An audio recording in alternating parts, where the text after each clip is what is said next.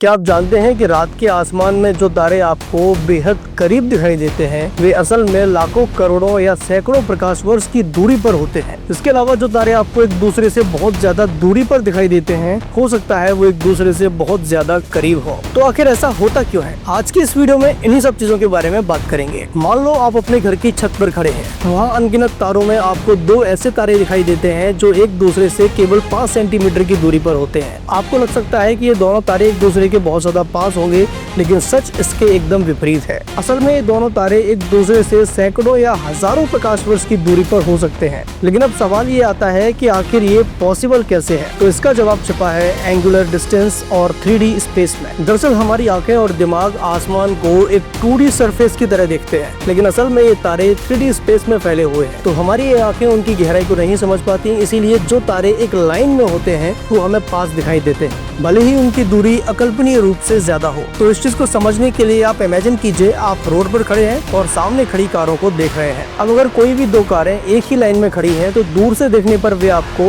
हकीकत से ज्यादा पास में दिखाई देगी। मान लीजिए उन दो कारों के बीच की डिस्टेंस कई मीटर्स की है, लेकिन आप उनसे जितना दूर जाते जाएंगे उतना ही वो आपको एक दूसरे के पास नजर आती जाएंगे। ऐसा इसलिए होता है क्योंकि हमारी आंखें डेप्थ परसेप्शन को ठीक से नहीं पकड़ पाती। इसीलिए जो तारे 3D स्पेस में होते हैं वो हमें फ्लैट सरफेस पर दिखाई देते हैं और इसी कारण से हमारी आंखें उनकी डिस्टेंस को, उनके बीच की दूरी को ठीक से नहीं पकड़ पाती। लेकिन ये पूरा सच नहीं है, इसके अलावा कुछ और भी है जिसके कारण हम पूरा सच नहीं देख पाते। दरअसल ये तो सभी जानते हैं कि सभी तारे एक ही आकार के तो नहीं होते।